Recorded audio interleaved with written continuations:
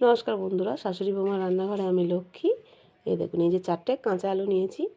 এই 4টে কাঁচা আলু দিয়ে আমি একটা দারুণ রেসিপি বানাবো। বাচ্চারা খেতে খুবই পছন্দ করবে, তার সঙ্গে বড়রাও খেতে ভালোবাসবে। কি বানাবো আমি সেটা আপনাদের দেখাচ্ছি।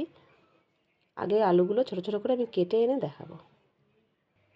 আলুগুলো সব ছোট ছোট করে কুচিয়ে নিয়ে চলে এসেছি। এটা ছোট প্লেট, এটা পাল্টে নেবো। একটা থালা নিয়ে নেব, থালার মধ্যে আলুগুলো সব নিয়ে নেব। কিছু মশলা দিয়ে দেবো, লবণ,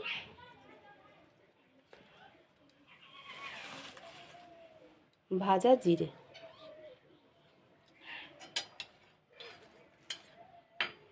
গোলমরিচ গুঁড়ো, 2 চামচ মতো কর্নফ্লাওয়ার,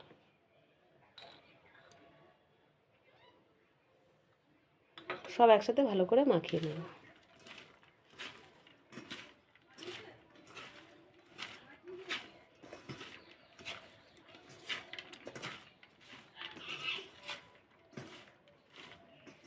একটুখানি মাখানো থাক, কিছুক্ষণ চাপা দিয়ে রেখে দেব।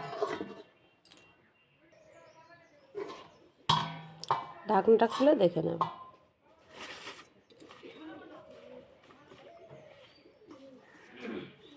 এবার রান্নাটা করে নেব।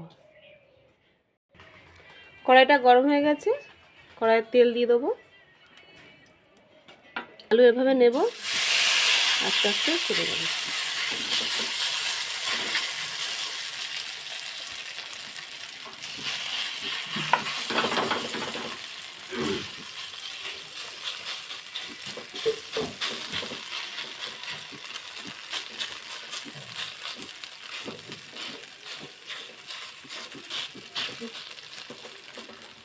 তা আস্তে আস্তে হবে।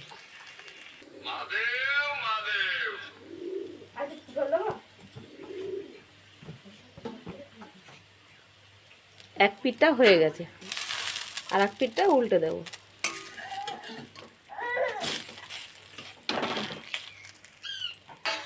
এই পিঠটা ভালোভাবে ভেজে নেব।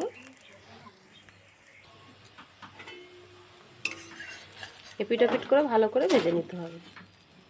একটু লাল লাল করে ভেজে নিতে হবে, যাতে একটু মচমচে হয়ে যায়।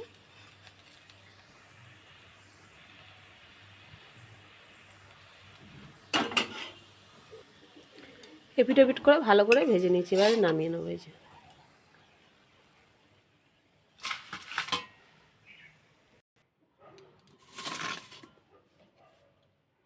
একভাবে কেটে নিয়েছি, আর এক ভাগ 4 ভাগ করে কেটে নেব।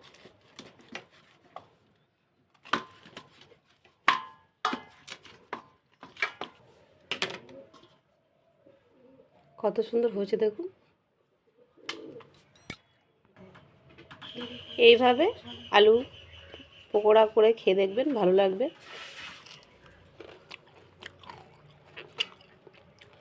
খুব সুন্দর লাগবে, দারুণ লাগবে। বাচ্চা বড় সবাই এভাবে কিন্তু ভেজে দিলে ভালো লাগবে, পছন্দও করবে।